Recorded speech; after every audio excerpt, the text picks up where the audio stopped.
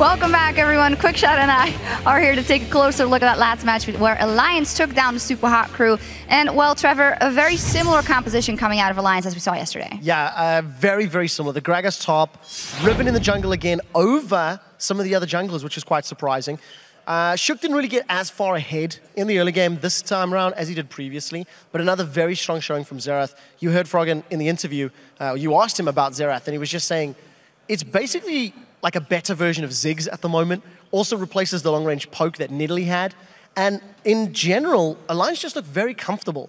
They were not comfortable last week. They were this week, and it's a big change in their performance. Yeah, and it actually reminded me, their passive game reminded me of the game before that. SK had a very passive game, but yet it was a very different kind of passiveness. Yeah, it was very weird because even though there wasn't action, there was a lot of objectives being traded. There was a lot of strategic moves happening. The reason action wasn't happening is because teams are prioritizing towers. And I actually feel that Super Hot Crew and Alliance have got a very intelligent way that they play the map and that they get towers and dragons. And that's why we didn't see the combat. They don't prioritize kills. Unlike Millennium, unlike Roccat, getting kills on the scoreboard is not how either of these teams truly wants to win games. Yeah, and in the video beforehand, Alliance also said, we know sometimes Selfie is reckless and he gets caught out of position, and it was that actually that gave us the first blood, finally after 20-something minutes. Yes. Yeah, and we're actually going to take a look at that first blood, as it was one of the most eventful things that happened all game. It was. It was also the deciding factor that gave Alliance like complete control of the game. 27 minutes on the clock. The previous record was held by North America, it was around 25 minutes. If you look at gold, completely even. Alliance have got 3 towers to Super Hot Crew's 2. If you look at CS numbers down the board, Wicked is out-farming Mimer by a massive amount. And on the other side of the coin, Selfie is currently out-farming Froggen. Anyways, let's roll this clip out. And the most impressive thing for me is just how well coordinated Alliance are. Shook manages to land the stun while the death sentence is channeling, so Selfie never gets a chance to flash or do anything. And the long-range poke from Froggen forces Mr. Rolls out of the fight before he can even commit. So they get the first blood, Wicked teleports in, lands a perfect explosive cast, and Alliance are just this rolling death ball. They get 2 kills, they roll up to Baron, they get Baron, and then they started sieging. Exquisite teamfight control from Alliance. Absolutely, and I don't want to criticize Mimer too much, but again, picking that Mundo after the Gragas was locked in, but we got to give it to Wicked. It seems like he has found a champion that he can do a lot more of than the others he's played. I agree, and Wicked is a player that we don't necessarily associate with new champions and dominating with a multitude of champions. But his Gragas yesterday was great, his Gragas today was great, he farms well, and very importantly, he times his ultimates very effectively. So I do think Wicked performing in a solo lane, all of a sudden Alliance start winning. It's what didn't happen last week. So definitely playing into their favor. Absolutely. Good job by Alliance. And now we've checked in with you guys because you've been tweeting to us at LL Esports, because earlier we asked you if you could substitute one North American LCS player on your favorite European LCS team, who would it be and why? And here are some of the answers. The first one is from @DaddyShelton. I'd love to see Afromu on Millennium. His playmaking with Millennium's bloodthirstiness would lead to some monster LCS big plays. I actually agree with this, and I think Afromu on Thresh is so great at finding single targets, and probably my favorite North American Thresh player. He just does so much work on that champion. I must admit, Jay Reza, pretty bloodthirsty support himself, but good call. A little bit of rush hour over here in Europe. The second one is from @DrunkBelgian. I would sub in a carry top laner like Zion, Spartan, or Dyrus to Gambit to see if it could help them recover into a top team, because Kubon has been doing okay, but he hasn't been able to carry as much for Gambit. Yeah, that's actually a smart call, especially because Diamond is a fairly aggressive jungler. While he's struggled in the summer split, if he has an aggressive top laner or an aggressive mid laner to work with and find kills and find synergy, it definitely could be a way to help Gambit out. We'll see if he can find his feet again, because yesterday's showing wasn't the best. No, and in my opinion, Zion Spartan on any team is a good idea. The last one is from @AstrosLol. Dignitas' Crumbs to Alliance. Crumbs' strategic early game dominance with vision will give Alliance just what they need. Yeah, that's actually not a bad idea. Crumbs is one of the most selfless team junglers along with Cyanide here in Europe, always putting vision up. The one thing that's interesting, though, is he's not necessarily as much of a carry as Shook is. And now that Shook has found his confidence on a champion like Riven, it's also, you know, playmaking, he's helping Alliance as well. True, true. Very impressive, Riven, once again. Thank you for sending those to us. And remember, you can always find the LCS on Twitter @LOL Esports, and we'd love to have you join in. It's time to head back over to Joe and the Fisho at the desk. But first, let's take a look at Fnatic support YellOwStaR and hear about his journey so far in the LCS, along with his quest for a World Championship. My parents were born in Cambodia, which is in Southeast Asia, and I was born in France. When I grew up, I was going to French school, so I had to learn basically French. I had to adapt. For 2 or 3 years, I was, should I focus on studies or should I focus on gaming? Because it was a hard choice for me, for my future. And at some point, I've told my parents, okay, I've decided to go into the gaming career. They were like, are you sure you can really succeed in this part? Because it's a tough competition. It doesn't only depend on you since it's a team game. And I was like, this is a real opportunity for me to try. And they trust me, they let me do my choice. And this is where I am now. I've seen myself putting on weight over time because I was spending a lot of hours playing video games. I didn't really care, I would say. I was concentrating on competition, so playing tournaments, winning tournaments, and graduating at the same time. Now, when I look back at those videos, I see myself, I look really young, really chubby, you know. I made an interview and it was a joke for me because at some point I wanted to retweet myself. But when I launched the video, I was like, I cannot do this because I don't like seeing myself on the screen. And something happened and has to change now. Since he watched this interview of himself, he just went to the gym every day. But since we are seeing him every day, we didn't really notice. You see a picture of him 4 months ago and you see him now and you're like, wow, he changed so much. And right now he's like pretty much every day going to the gym and every day like eating super healthy. He's probably the player who changed the most in League of Legends.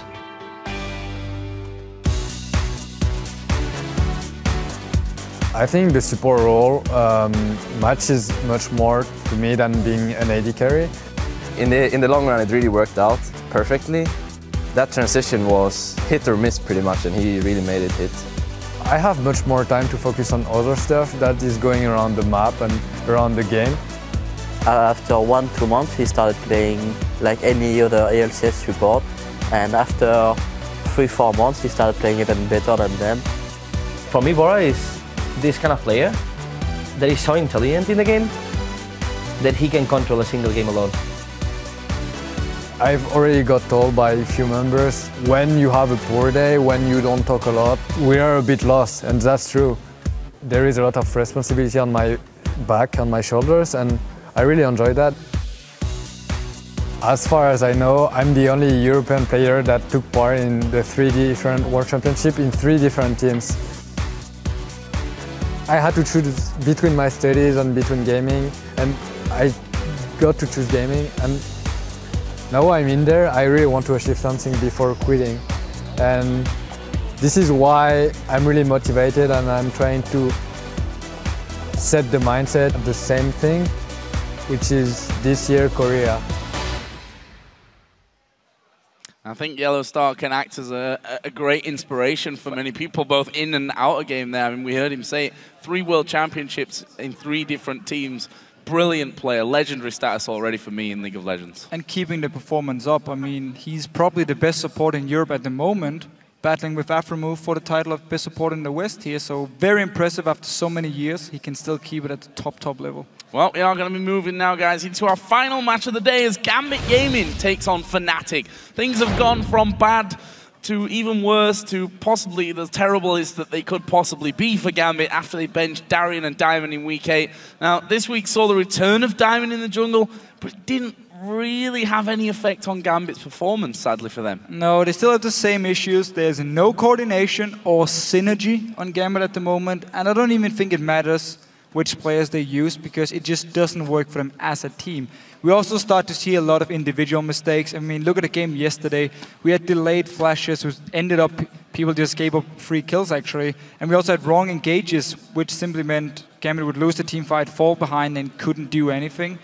And a crazy little stat, since the roster change, Gambit has been down an average of 5.4k gold by the 20-minute mark in every single game. So not a single game after they changed Darren and Diamond, and now Diamond being back here, have they actually been ahead in gold by the 20-minute mark, which is very scary to think of. Now they face Fnatic, so it's either going to be full old-school EU LCS style where top will beat the bottom, or Gambit can just use it to practice and look towards relegation and get as good as possible before they have to play against whatever challenger team. Yeah, and Fnatic's form is a very different story, almost the opposite. They're now on a 7-win streak, and yesterday saw them absolutely demolish the Copenhagen Wolves. A lane swap in the top lane got Rekkles the first blood, and he rewarded all his fans out there by picking up a pentakill before the end of the match. He was just uncontrollable. A fantastic performance yesterday, got the perfect start and just used it to keep snowballing. I mean, 18 kills picked up on his Vayne, a pentakill. He got everything he wanted,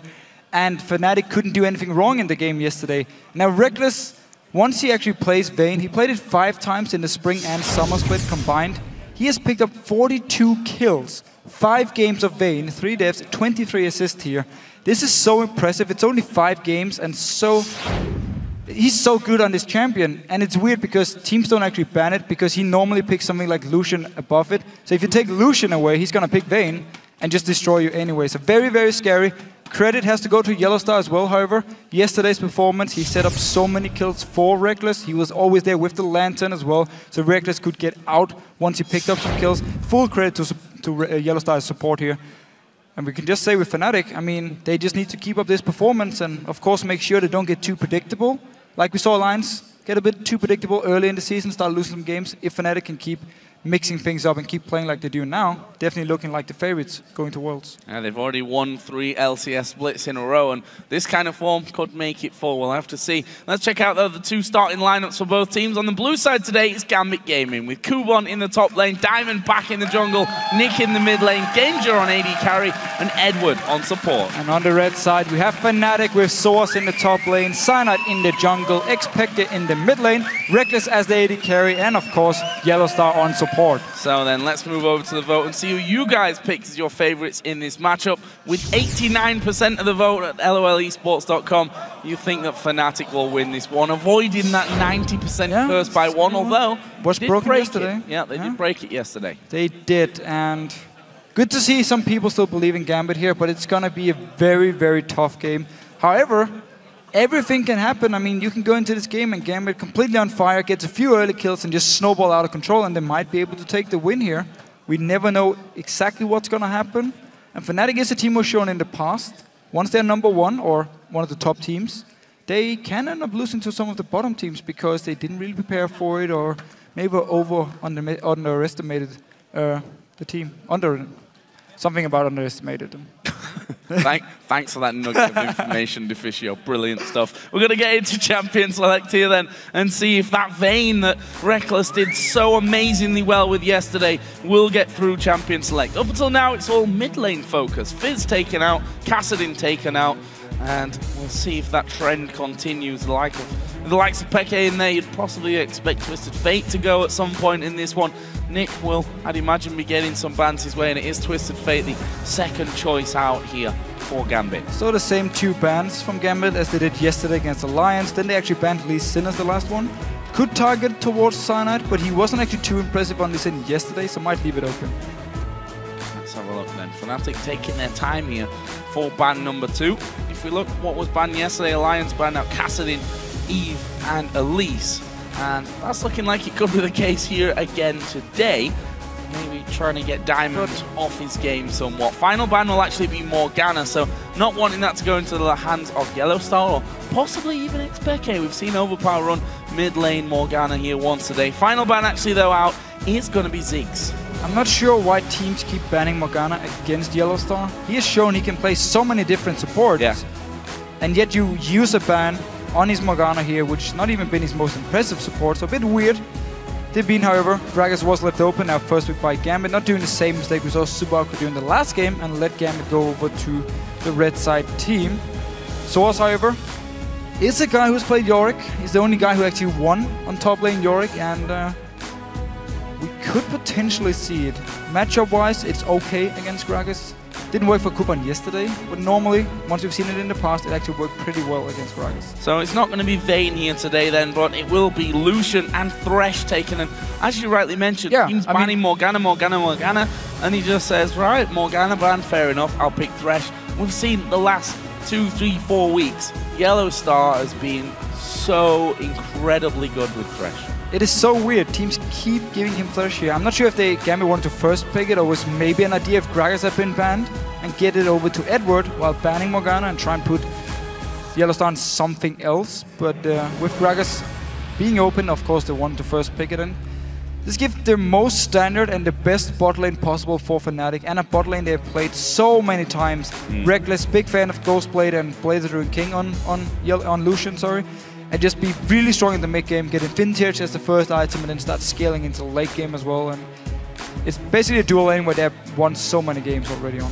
So for Gambit then, going to be taking Xerath here, newer champion that we're seeing played so much more often. We heard Froggen's opinion on it just a few moments ago, and Nami picked up there as well for Eduard. That's a repeat pick for him. Actually did play Nami yesterday in their loss against Alliance. Now Zed, a champion, we've just seen Assassins fall off completely with the power that is Exhaust these days. Yeah, Exhaust and changes to Zed as well. Early on really means he's no longer considered a very strong pick. This is the new Assassin type, but he's been banned away in a lot of the games. And we're gonna see the same matchup. We saw it yesterday, we saw it in the last game, Orianna against Xerath. It is a farm lane. Orianna often wins it early on, but then goes even unless Orianna can go in and take the Raves and therefore make your own jungler weaker. But if you can farm the Raves, you're going to be fine. You're going to keep your CS lead. Otherwise, we often see them even out a little bit later in the stages. Well, I mean, Cyanide is the kind of jungler that is quite happy to give up constant rate. Well, we don't know if he's happy. Well, he just does it, then, let's put it that way. You know, yesterday, if you look at the game, brilliant one-sided victory for Fnatic. Cyanide died 6 times, but picked up 12 assists on his way through. Not scared of dying a few times. Let's have a look what Gambit... Whoa! Whoa! Okay. Rammus. Haven't seen this in a long time. If there's Please pick Gangplank. Rammus Gangplank awesome. is old school, man. 1 year or what? Be old school style. Cyanide used to actually play a lot of Gangplank jungle, so could be an option. I don't think so. Lee Sin Elise is open, so 2 very good jungle picks for him. I don't recall seeing a Rammus in a long time. I can't remember specifically when. I've got a feeling it's been played sometime recently, though.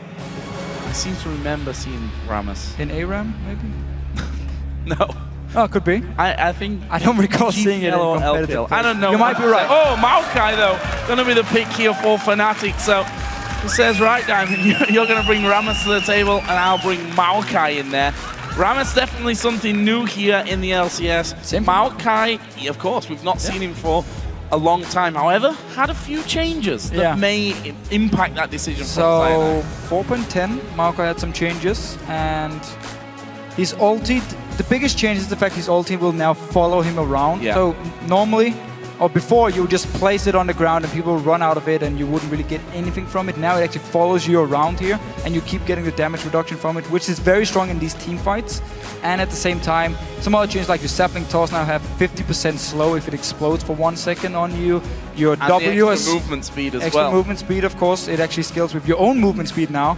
And your W, shorter range than before, which means a little bit harder to gank, but will do % magic damage, so it's better in the late game to as like an upfront instant burst. Well, Fnatic versus Gambit, and we get some interesting champions coming through. And with them locked in, do you still think that Fnatic deserve 89% of the vote for this match? Tweet at LOL Esports with hashtag GMB win, or hashtag FNC win, or hashtag Rammus wins, and we'll check the results in game. So really want to see what Diamond is going to do on this Rammus here. If he's just going to sit and try and camp the mid lane, you land a stun from Nick, he comes in with the taunt or the other way around, and you just chain CC someone like xPeke and just blow him up as fast as you can. Or if he's looking to get very strong first by farming a lot of the jungle and focus on the team fights. But I would expect to see him be very aggressive in the early game and trying to snowball all his lanes with this Rammus. Well, we know Diamond as a player who says, you know what, I'm just going to pick Volibear. Let's have Volibear. Let's have Nasus in there. Rammus it is today. We're going to find out. It's our final match of the LCS here for week 9. It's an old classic as well. Gambit versus Fnatic, although Gambit, not the same Gambit that we remember.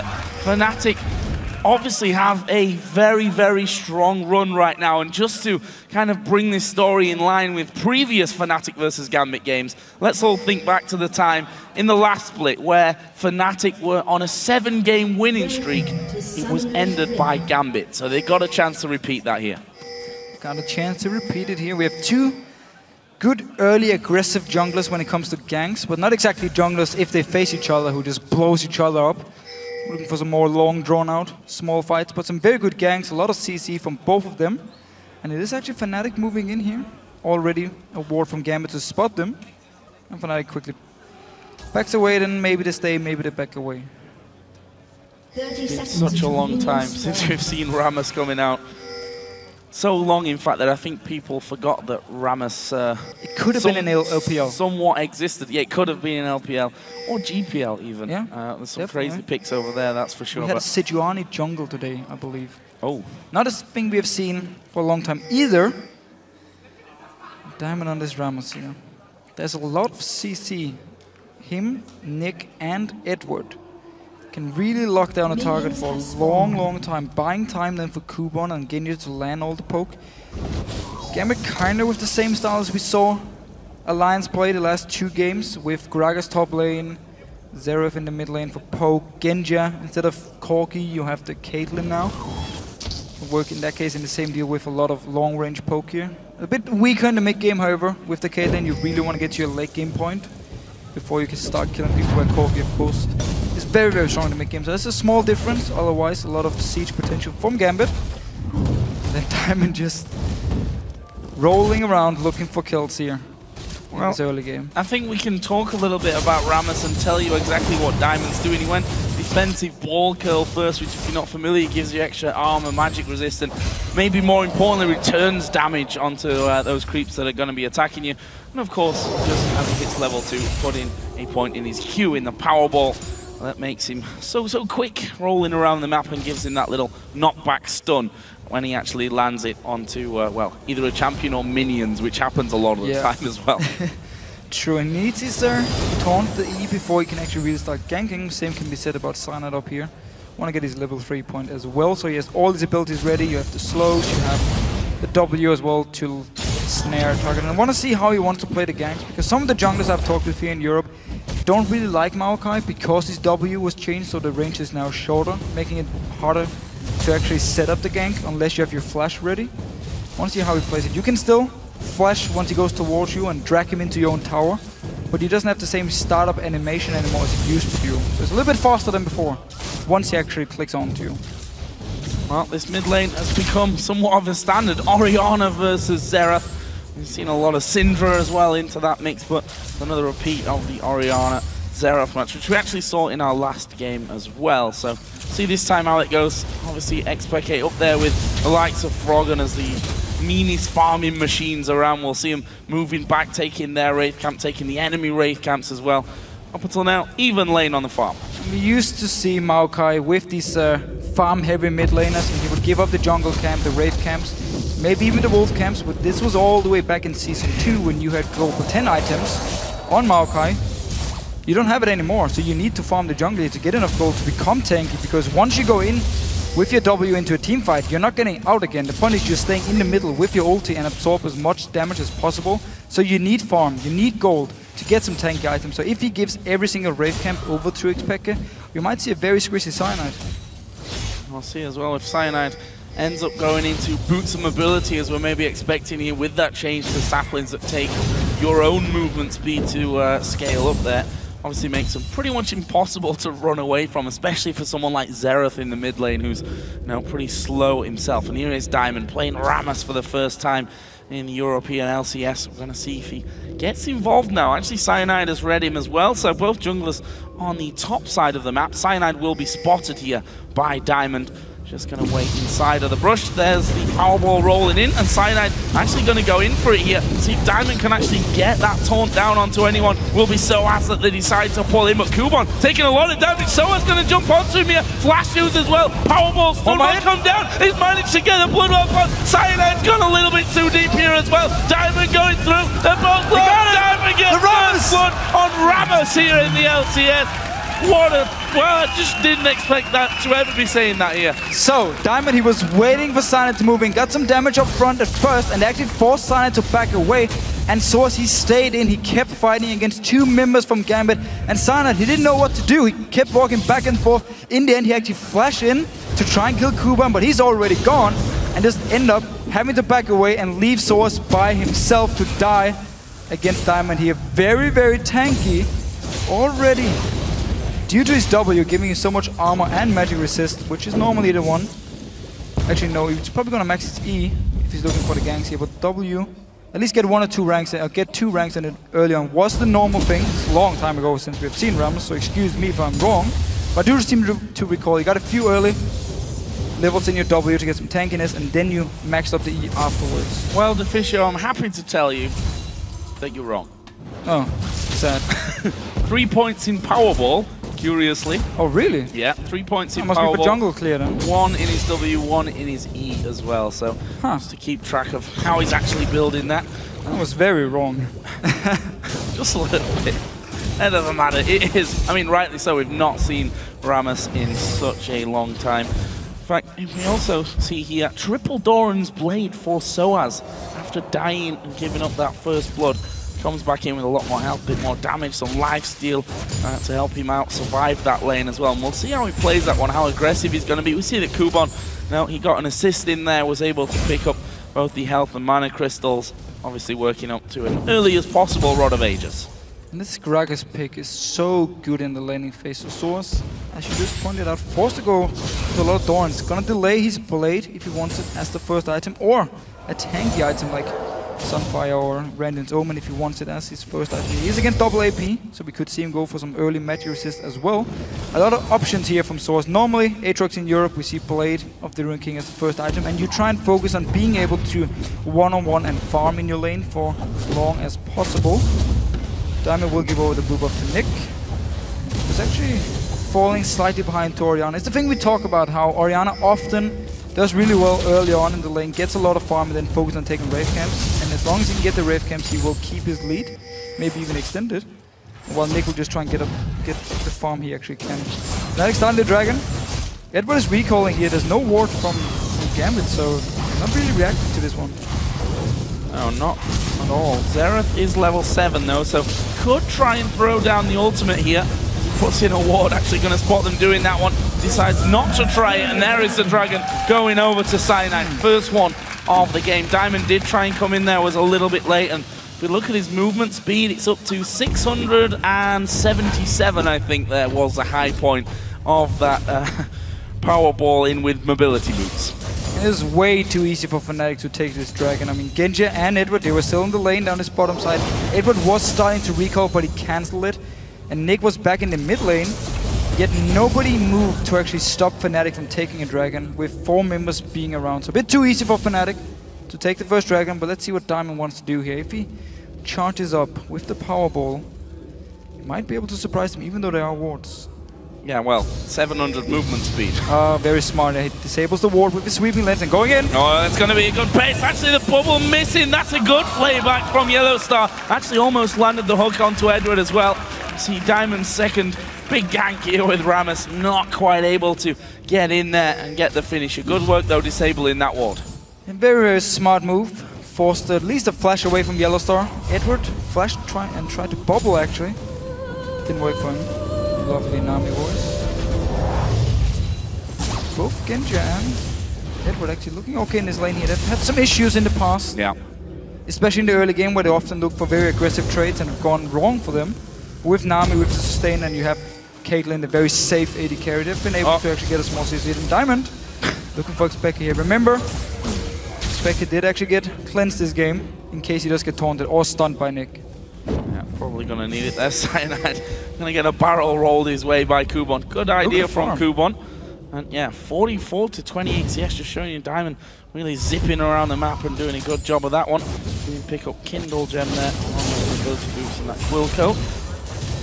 This bottom lane, despite that one single roll-in and denial really from YellOwStaR, not too much action down there. However, Genja is farming nicely here, using that range that Caitlyn has. Got a double Doran's Blade. Boots for him now as well. Diamond going to get hit by the sapling and sees a ward as well. Pink ward clear out for him. I'll give them back a bit of vision control on that top side of the jungle and allow him to roll around. However, Cyanide using that one to get some vision of his own down on the red buff side of Gambit's jungle. And the first time Rekkles actually doesn't build Blade the Ruined King as his first item on Lucian, looking to go towards his Infinity Edge. Sadly didn't have enough gold on his first back to get a BF sword, so was forced to now pick up the pickaxe, and Genja could get his BF sword on the first one here because Diamond came down for the gank and forced him back. So slight advantage now for Gambit's bot lane, and can look to try and trade as effective as possible with someone like Rekkles and try and maybe force the tower down. Oh, didn't stop him. Well, that auto attack's going all the way back to base. And now he got the BF sword, so can return and now actually be stronger. Yeah, took him 2 trips to get there, but better now than never. We see Ramos actually decided not to come in this time. Kubon actually, whoa, that was not a good barrel. Actually, they're going to wait here because Cyanide is going to be coming in. He's going to go straight on towards Kubon, who's going down. Peke will pick up that kill. They're going to keep going here. Not sure they've got what it takes to take down Nick. And there is Diamond meeting YellOwStaR. Hook comes out, goes wide though, and a good bubble onto sOAZ as well will stop. Yeah, onto sOAZ. We'll stop sOAZ getting involved in that bottom lane. Such a misplay in the mid lane here from Kubon. He flashed in, and xPeke didn't actually move back as Kubon expected, so he completely missed the ult, ended up blowing the flash and everything. Sana joined in, and then Kubon was just an easy kill for Fnatic here. So very, very poor decision by Kubon, or poorly played, we probably have to say. Yeah. Unfortunate though for him. That actually brings us back to 1-1 in the kills. We also saw again how really strong Thresh can be against Ramos. That play every single time that he comes anywhere near him. So sOAZ here going to go at it. And actually sOAZ popping his ultimate, going to try and force Kubon completely out of the lane and may even be able to get a kill. There's no flash there for Kubon. sOAZ does have a flash but decides not to go under the tower. One of the strong things about Gragas top lane is even without your flash, you still have the body slam to get out of sticky situations, like here where sOAZ jumped onto Kubon and just forced him back, leaving out the farm here. There's no teleport on Kubon either, so we'll lose this massive wave up in the top lane once sOAZ actually push it down to the tower. Maybe he can even take the tower. Yeah, that's definitely possible here. Oh, Nick's gonna try and clear it? Never mind. No tower being taken in this game as of yet. Peke though is still farming up the storm. 158 CS in 13 minutes, so on track to, I don't know, maybe smash some records. We'll have to see. There's a vote again. Has changed somewhat, so 10% for Ramos, basically. 100% for Ramos, and did get a good start. First blood for Diamond, and actually a very good gang up in the top lane, and won the 2v2 against sOAZ and Cyanide, but Orianna is going to be an issue in this mid lane here, and the fact that now there's still no summoners on Kubon, so he could be a target for someone like Cyanide if they want to try and kill him, because Aatrox is probably the best top laner at diving due to his passive, and they could try and go towards him if they know where Diamond is. Okay, yeah, I'm just going to sidestep the tidal wave. Almost timing out in range there, and Eduard. First little roam towards that mid lane, not being as productive as maybe wanted it to be. Diamond is still going about his jungle way. Got a 20 CS lead over that of Cyanide, so should give you some indication of how much time between them they've spent there in the jungle. Meanwhile, we do see Fnatic starting off the dragon. We do have a ward in the back of the pit though, so Gambit have seen it. Ramos is gonna be rolling on round here anytime now. Oh, sOAZ and Kubon again having a bit of an altercation. Kubon going back in. We'll see if he can actually get that Bloodwell popped. He's going to take a lot of damage, and Bloodwell up. Tower's almost going down. Kubon needs to get away. There is his ultimate use. Meanwhile, Diamond going in. Peke already got one of them very low. Good flash over the back. YellOwStaR tried to hook him in.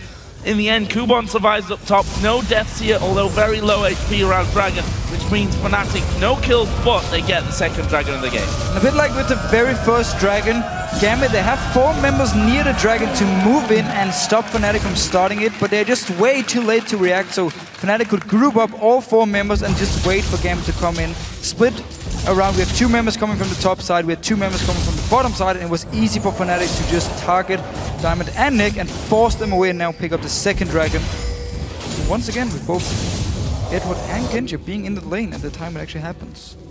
Pink one from Diamond here, but obviously will be spotted out, so does still sit at 1-0-0. He's actually bought home guards. You know, decent investment, home guards, 475 gold, if my mind serves me correctly there. Either way, it's a decent chunk of gold. Obviously wants to come literally speeding at about, I don't know, 800 moves. It's back to farming, yeah. Ridiculous. And get back in the jungle, get farming again. Still holding a 20 CS lead over that of Cyanide. As you just pointed out earlier in the game, Max's Q. That's the first thing, simply just to get as much damage as possible as well and try and clear the camps as fast as he can. Very even in gold because there was 2 dragons and now a tower as well for Fnatic, so in that case it doesn't even matter for them. The Cyanide is actually behind in farm. And it's been too easy, honestly, again. It's been too easy for Fnatic to get the 2 dragons. Yeah. No real contest fight from Gambit. I see, you know, the comparison to that number that we were talking about early on, 5,400 gold on average they'd been behind at the 20-minute mark.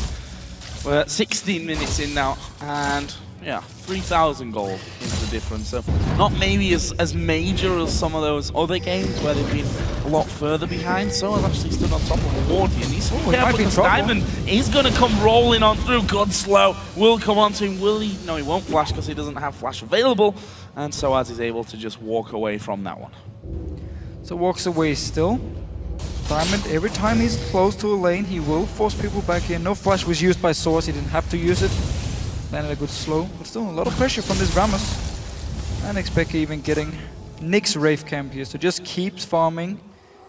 Very far ahead in farming. Again, remember some of it is the small Wraiths, which only gives 5 gold, but still counts in the long run.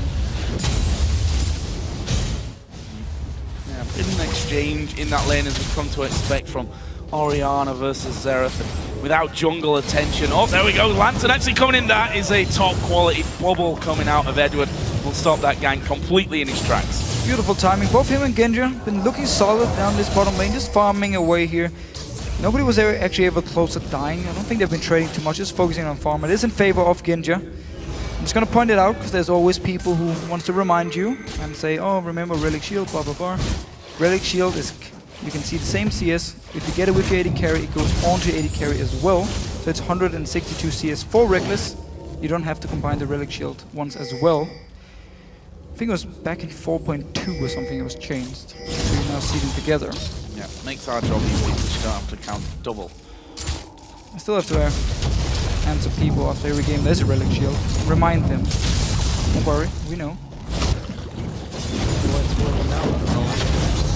Rekkles. You see sOAZ and Kubon going head-to-head again. Where is the pop of that Bloodwell? Actually, sOAZ is stealing all that health back, and there it is finally going down. He's going to come up with about a quarter of his health. There was Nick trying to snipe him off. Didn't work. YellOwStaR might be in trouble here. Double stun coming in. Taunt ultimate out of Rammus, but there's the box, and that now leaves Diamond in trouble as well. At the backside, he's got 3 men from Fnatic on top of him, and he's going to go down. xPeke gets that one. Shockwave onto Nick. Rex of Gambit going to come in. Cyanide's gone real deep, but Nick goes down. Tidal Wave will stop them chasing for now, but here comes sOAZ. Good flash from Eddie, but the slows continue to pile up, and he's going down as well. 3 for nothing. Mid tower, possibly top tower as well. Huge win for Fnatic there. And Nick, he couldn't kill YellOwStaR because he already wasted the ult. He wanted to try and use it on sOAZ, but he was out of range, and then once YellOwStaR showed up, no ulti left on Nick, not enough damage to actually kill him. Rest of Fnatic joined in, picked up now 2 towers and some kills. And while we're not at the 20-minute mark yet, we are now above the 5,400 gold, which on average Gambit is behind with their, or since their roster changes. Looks like it could be even more this time around if things continue to go like this. Fnatic actually recalling, we've got 120 until the next dragon of the game comes up. Fnatic basically being gifted the first 2 that they've gone for here, so we'll have to see if this time around Gambit are going to go for it, are going to try and get in there and stop that one from happening so easily, or whether Fnatic are just going to extend their gold lead with another objective picked up. Let's have a look down some items here, because some big ones started to come through. Death Cap for Peke's Orianna. Look down the AD carries, both got Infinity Edge, but Seal is the extra bonus that Rekkles has. And if you look at the gold between them, actually it's pretty much 1,000 that Rekkles is ahead. Big differences in the middle lane, actually. 9,000 gold for Peke, to the 6,000 of Nick. That is really, really bad for Gambit. Towers, dragons, and then all the farm he's been able to pick up. Same story for Orianna as we often see again in Europe. He's getting so much farm, and Eduard, you're in trouble. Rekkles picks up another kill. Yeah. Or the first kill for him, actually. Yeah, first kill. 5th one of the game for Fnatic overall, and they're going to try and dive Genja here, I think. Diamond going in for sOAZ. Now Genja should be safe from this one. YellOwStaR still going to try for the hook. Nice sidestep from Genja though. Tower will go down though, I think, here. Oh, sOAZ now going to be rolled onto. He's already done a lot of damage to Kubon. Here comes Peke from the side. Diamond going to taunt in Peke. Nick will join in as well, but he's knocked him away from Nick's damage. Oh, great flash away from the shockwave. Kubon actually is going to be falling here, but now sOAZ going to be chased by 2 men. Diamond once again will get in. Where is the taunt going to come down from? I think sOAZ might be able to get Diamond. No, it's done from Nick. Will get Nick a kill. 2nd one of the game. In the meantime, Fnatic taking a free Dragon. All right, so Dragon for Fnatic here, but still 2 kills for Nick. Very important for Gambit to get him rolling, get him into his late game point where he will be so strong. He can wave clear for days, he has so much poke. And this Dragon was probably gone anyway because Eduard went down. And Fnatic was already in a good position to take it after they killed the bot tower. So at least they got 2 kills for Nick, but lost some more gold with towers. Dragon again, I mean, almost above actually, 8,000 gold behind. Yeah. Well above that 5,400 gold average that we were talking about earlier, so not looking good for Gambit. And let's not forget Fnatic here, looking for an 8-win streak. Their last big streak was 7 wins, which Gambit ended in the spring split. And, well, the fact is that when they lost that, they ended up losing 8 or 7 more games in a row, ended up losing 8 on the bounce, which Fnatic, well, at this stage of the season, you definitely can't afford losing 8 games in a row, that's for sure. Especially because once they actually started losing the games, they all went out and said, we don't even know what's going on here. I mean, it's very hard for us to look and find the exact mistake. So it was very hard for them to actually fix it, therefore they ended up losing so many games in a row. So now they're looking very good though, and this game has been looking very good the last 2 weeks.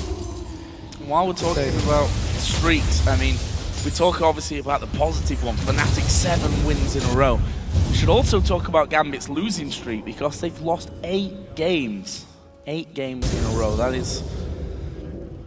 Well, if you're a Gambit fan, if you're a Gambit player, maybe even more importantly, that is just not the position you want to be in. They have to start picking up some wins here, you know, going towards what looks like, unfortunately for them, as a possible place in that promotion tournament. We'll have to see how that season develops for them. Diamond there once again. Let's talk about Rammus here because a new pick out, something that we always love to see from the innovative jungle master Diamond itself. It's been working okay. To be honest, I mean 103 CS here, 1 kill, 2 assists, and looking to become even more tanky. We've again remember Spirit of the Ancient Golem, you get 25% bonus HP, so in the late game once you have more tank items, you will be very, very tanky.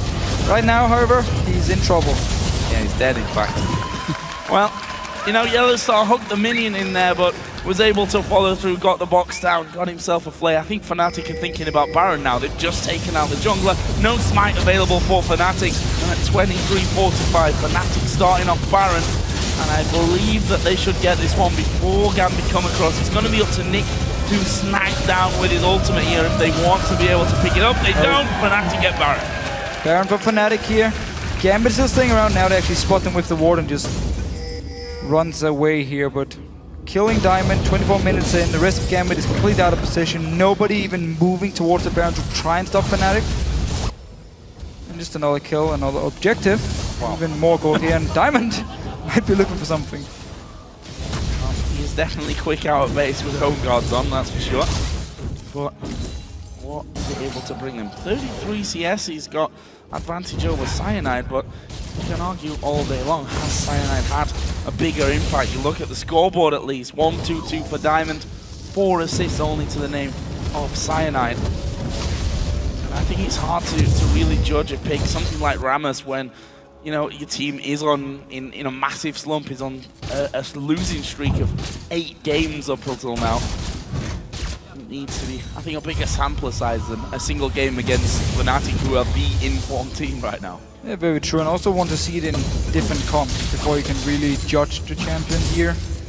Not a lot of synergy between the champions, unless you maybe want to look at Nick and Diamond in case you can change some CC here. They don't really have anyone to speed up the Rammus. I mean, I've seen Cillian Rammus before, and you're very fast and you can engage. Nami's passive doesn't really do enough for Rammus to count in there, so I want to see it with some different champions, and then we can actually see how it works. In this game, I still feel like it's been an okay pick, actually. He's been farming well, had some good early ganks, forced a flash down the bottom lane as well from YellOwStaR, but then the rest of Fnatic have just been doing whatever they actually want to do. Yeah. I think that's the problem here, that there's been such a free time across the map. I mean, you see Rekkles only 20 CS ahead, but it's a lead nonetheless. Mid lane is a massive, massive lead for Peke, as we expect on Orianna. You see now sOAZ just hammering away on that bottom inner turret. Kubon not really able to stop him whatsoever, was even taking the damage outside of turret range, and that's going to be Fnatic bullying them out of another one. 6-0 up in turrets. And that might not be the last one. Good bubble onto YellOwStaR, but I think Fnatic are going to force their way through here. With the Orianna farm you just talked about, we of course have to remember xPeke took the Wraith camp, therefore less farm for Cyanide, while Nick didn't take the Wraith camp from Gambit and therefore more farm for Diamond. So just a different style of who you want to get the gold from the Wraith camp here. Is it your mid laner or your jungler? For Gambit it was the jungler, for Fnatic it was the mid laner. Also because Orianna is so good at taking the Wraith camp. The things Brogan actually talked about in the game before, which is why it's very hard for Seraph to play against Orianna as well, because he can't do the same thing as effectively. So just to update you guys on how Diamond has skilled Rammus. 5 points he put initially towards the Q, max that first, then max his E, and then he'll be working on his W finally. So I suppose that you want to have a bit of a try with Rammus in solo queue. So Diamond is building him, certainly today. So split push. And the other thing in this game for Rammus as well, it's all well and good having 5 million movement speed, but you've got the box that goes down. It's slow out of Orianna, out of, well, pretty much out of everyone really. That's a real issue for him, and that's Fnatic here just working their way straight through and surely going to be able to take this turret out. Actually taking up a couple of hits. Command Protect giving him a little bit of safety from that, but playing the split push game here to get in and take down those in-him turrets. The middle one will finally go down here. Final hit from Rekkles will do that. Pushing in for inhibitor now, forcing Gambit to either engage onto them or just give up the inhibitor for free, and then they might just walk down to this bottom lane where another wave is coming in. For Fnatic, they don't actually have to teamfight at the moment. They can just take inhibitor, go down to bottom lane, try and do the same thing, and wait for super minions. So early in the game, it's very hard for Gambit to actually clear 2 waves of super minions. Seems for now Fnatic have a lot of gold and will just back away and spend it. Let's see what they're gonna buy. So far hitting items. After another dragon as well now for them. Yeah, there's gonna be some big items coming out. sOAZ already going back there for random in zone. Suspectus cowl for Peke, so he's gonna get a little bit more defensive. We see the recall. I mean, Rekkles got 2,000 gold to spend. Okay, gonna come out of their base there with another blasting wand as well. They are so ridiculously far ahead here. 14,000 gold. 28 minutes into it, and looking like we're gonna see Fnatic move up to an 8-win spree, and Gambit drop down to a 9-loss spree, which is really not what they need right now. Moving towards, well, I want to say moving towards Worlds, but honestly the way that it's looking right now form-wise for Gambit, they're going to have to be worrying about securing their spot for next year. Yeah, it should be the only thing they focus on at the moment, because with the last spot in the league, they don't have a choice of which team they want to play in relegation, which means they might end up, I mean, if you look back to London, H2K was very strong, beat NIP 2-0, so could be the opponent. Or maybe they're going to face Alex and NIP in the relegation match. That would be a pretty strange thing to see Alex play against Gambit. Yeah. I'll definitely be interested. But there's still more games to go. I mean, they're not out of it just yet. We said at the start of today's show that statistically, Gambit and the Copenhagen Wolves actually can't catch Fnatic or Alliance anymore. So can't get into those top 2 spots, which would be very, not just incredible, but I think highly unlikely either way for them to win every single game now, considering how this last few games. We've got a sOAZ here, going to dive onto Kubon once again. Good damage coming in. Banshees, Randuin's, Blade of the Rune King, and Fnatic here just going to get back to their split pushing ways with 4 men on the top lane. And sOAZ all on his own, down bottom. I think they're going to be doing enough here to force them out. There's the tidal wave actually going wide. Diamond going to flash into the middle of them, gets his ultimate in as well, but I think he's just dead. No one else from Gambit was even remotely near him. No coordination once again. We so often see it. Oh, Kubon, you're hooked. He's hooked in and he's possibly going to go down there. The shockwave brings in a couple more for the taking. In the end, Cyanide almost died himself. There's Peke. sOAZ going in. Flash is going to have to be used from Genja, but this inhibitor is surely on its way down, and Fnatic may look to have a go at winning the game right here. YellOwStaR, though, going to be caught up by Sarah's Sundin. Genja will get the final blow of that one. A good bubble from Eddie came out as well to hook a couple of them up, but nice 2 men down from Fnatic. Gambit going to be struggling to hold on to their base. Look at the Nexus towers, 1 down, 1 at less than half HP. And Nick actually managed to kill Cyanide after the fight had ended with his ulti. So at least 2 kills for Gambit here. Holding their own base for now. 1 tower left, 2 inhibitors are gone. And Fnatic can just go back now, wait for Cyanide and YellOwStar's respawn, go for Baron, pick it up, and then walk down the base once again. And Gambit will need to try and do the same thing. Win a team fight, delay the game, and just really try and look for this late game point here. But they're gonna need a lot of items and a lot of time. And a small miracle, I think, as well on top of all that. Fnatic not been looking like the team who have any problems finishing off games. Generally don't make all that many mistakes, to be honest. As I say that, sOAZ here being somewhat caught out, but he's got a Randuin. He's going to jump, but he is going to have Diamond coming in here. Taunt will secure him here for a little while. Ultimate running as well, so there is the Bloodwell pop. Eduard actually coming in as well. Will bubble straight on top of him. sOAZ goes down, and it's Diamond to pick up his 2nd kill here on Rabbit. Look here, the rest of Fnatic pushing down the base. Inhibitor is open, and everyone from Gambit is trying to recall and come back in time. This inhibitor is gone. Yeah. Still only 1 Nexus tower. 1 Nexus turret left in Gambit's base, and that's double super minions starting to stream in there. Gambit will be able to hold them back. Fnatic actually looking like they may be recalling somewhat. We have a lot of gold again for Fnatic. 2,500 for sOAZ to spend, 2,200 for Peke, 1,700 for Rekkles as well. Diamond is going to come speeding out, and that's just to get himself the race. Just wants to race once again. Rest of Fnatic. Now they can just wait for sOAZ to respawn and walk down here and try and look for the last team fight. Gambit might try and set up a trap in their own jungle and hope someone from Fnatic face checks them and they can actually get a kill and then push Fnatic back. They have some good wards in the jungle to actually spot Fnatic moving around. But it's not like they have to move in the jungle. They can just walk down the bottom lane and wait for super minions to push in the other lanes. Super minions were coming down towards the steps in the top lane and actually sent Kubon back to secure them. Another dragon in 50 seconds. I don't think Fnatic even need to remotely wait around for that one. They're going to go for Rekkles. They're going to go for Rekkles. He's got his shield up. Diamond does get in there with a stun. Taunt will go in as well. Stun comes out from Nick and Rekkles. Is he going to go down? There's a protection from Oriana. Oh, no! He took the lance and he managed to get away. And they get a shutdown on Nick. Diamond goes down as well. And would you believe it? Rekkles there with hardly any health. He punches the air in celebration there. YellOwStaR again coming up big to save his life. And Fnatic with those 2 kills, surely gonna win the game now. Good guy YellOwStaR is always there to babysit Rekkles and make sure he doesn't get in too much trouble. And they can just finish the game here. Yeah, using the shields, what they've got, and that won't be a hard task to finish off this Nexus. So you see Kubon and Genja, last 2 men alive, are pretty much just waiting inside the base. So going forward, oh, he's going to get knocked in, no Bloodwell. Genja gets that kill, and that will be Fnatic here, finishing out the game, going 8 wins in a row. Gambit, though, their misery continues. That's the 9th match in a row they lose here in week 9. It's very hard to talk about a game like this one because it just seemed too easy for Fnatic to pick up dragons in the start, get a goal lead. We saw a lot of misplays from Gambit. Kubon went into the mid lane trying to set up a kill on xPeke, missed everything, ended up dying to Cyanide who joined in.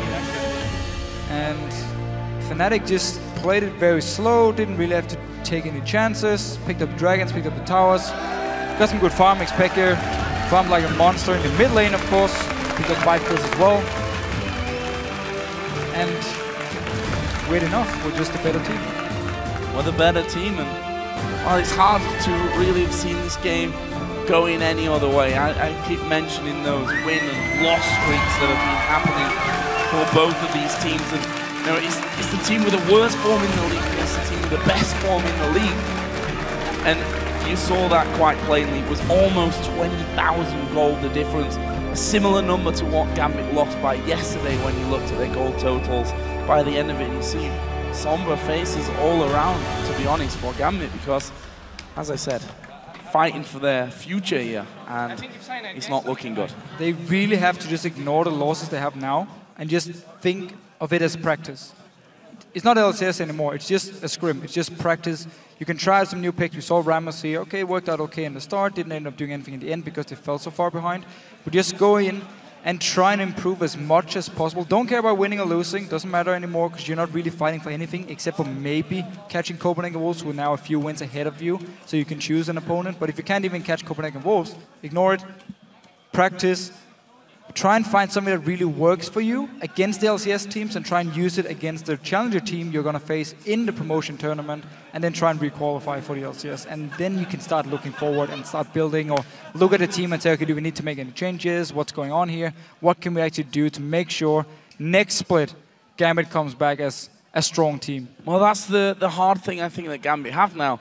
Do they practice against the challenger teams? Because a high likelihood is one of those challenger teams is going to be facing them by the end of it. I also want to talk about Diamond here for a little while, because obviously he's come back in for week 9 after being subbed out for week 8 for Lulex. Now, how have they improved this week at all, in your opinion? So it's very hard to judge when you face Alliance and Fnatic, the two best teams. But looking at like team coordination, shot calling, no, it doesn't look like they've improved at all. They give away free dragons constantly, even though there are people around it to try and stop it. And as a team, it looks a lot like solo queue. You try and make your plays by yourself. You want to be the big star and just say, okay, can I do something here? Can I pick up a kill? Awesome, I got a kill for my team. Maybe we can try and snowball from it. Otherwise, it's too easy for the other teams to just take everything and outplay them teamwork-wise. Well, a lot of work to be done in the near future for Gambit, that's for sure. Wow, almost choked there. We're going to head over to Shocks and Quickshot for a close look at that game with Cyanide. Thank you very much, Joe. We're not ready to lose you yet, buddy. Congratulations to Cyanide on that win.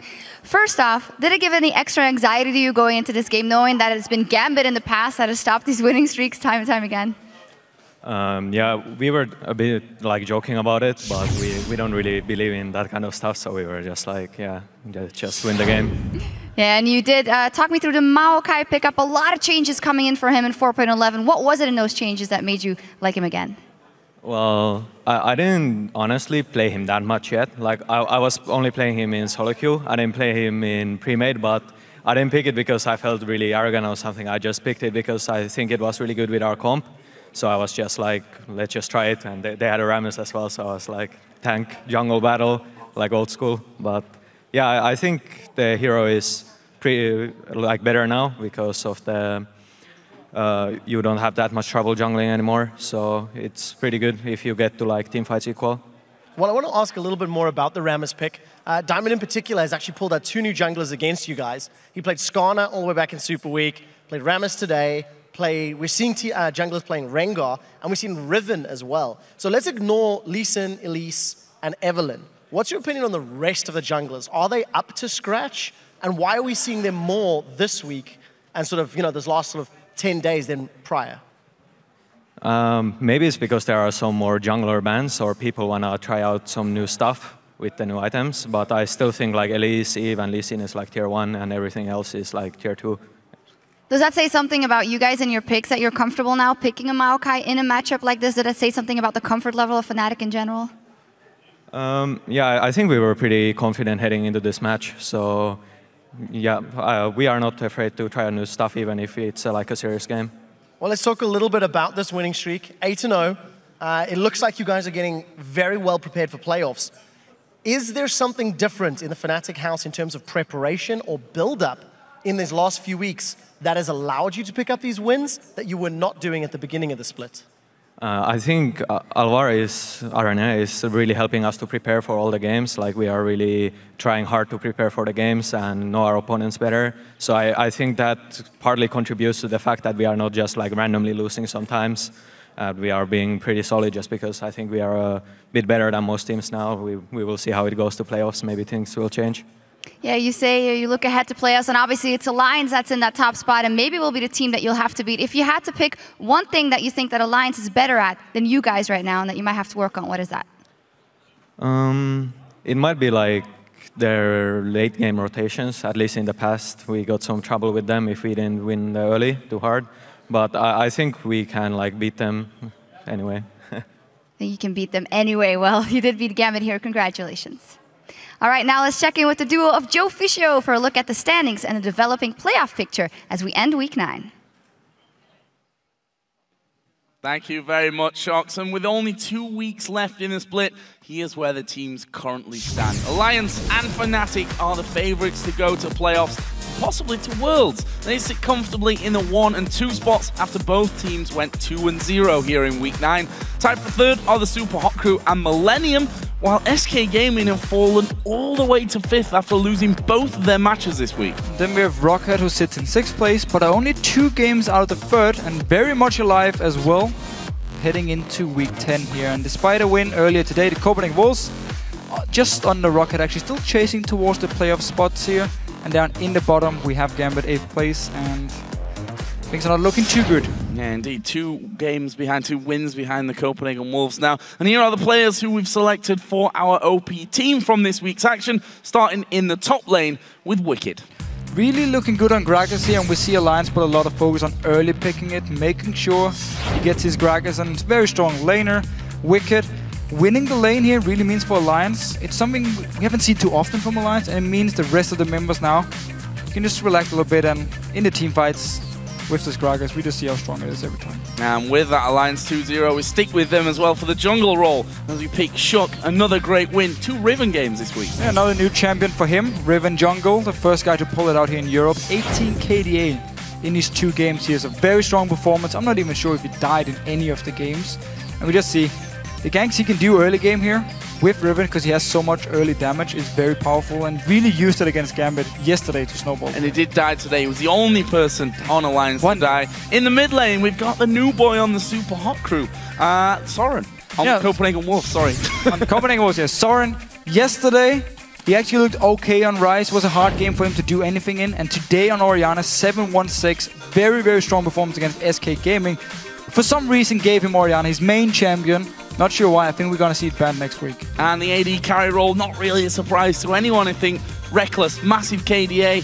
Vayne, Lucian, Pentakill, all about Rekkles. We had some very good AD carries today, but of course Rekkles overshines everyone. 24 KDA in these 2 games. Vayne, Lucian today was so fantastic against Copenhagen Wolves. It's hard to really say anything when you get 18 kills. Yeah, and with that 2-0 week, we have to take his support as well. YellOwStaR, again here, playing Thresh twice.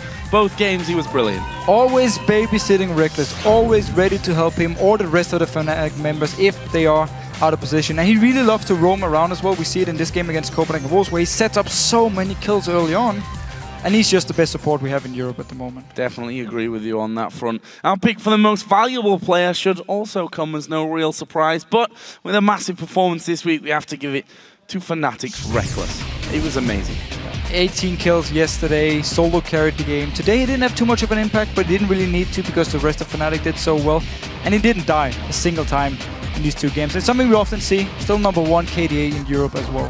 And to highlight his moves, we have a video clip of, well, what else? His Pentakill against the Copenhagen Wolves from yesterday. First kill secured by Rekkles. That's a double kill as he sidesteps the Jakub. Looking for the triple.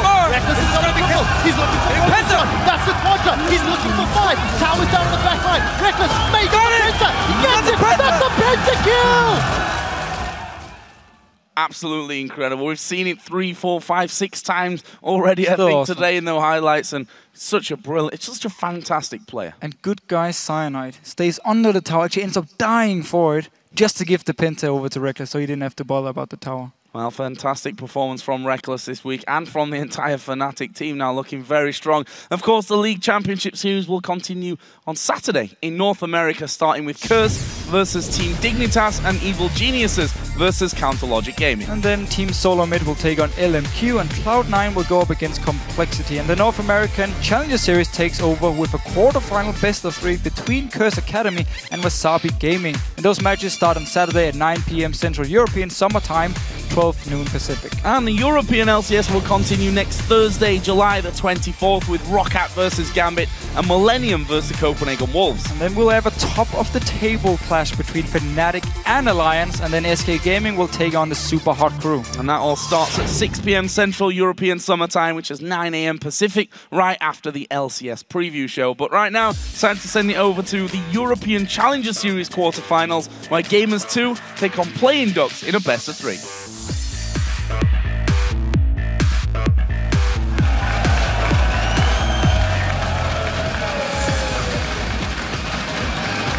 Just a small town girl.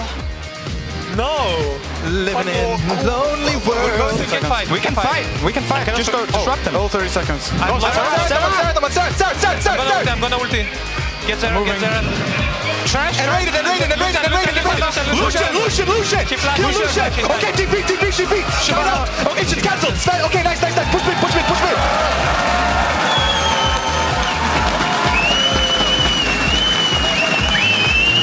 Gonna hit Kevin now, and that's not what they want. Brilliant, Solar Flare gets 3. This could be a whiteboard for Millennium. Zaz's gonna get his blood well popped here any second. They've killed off Overpower. Celeber is gonna go down, he's right in the middle. Bin hip. Get in hip. I have even TP up in case. Kubi, don't chase. Okay.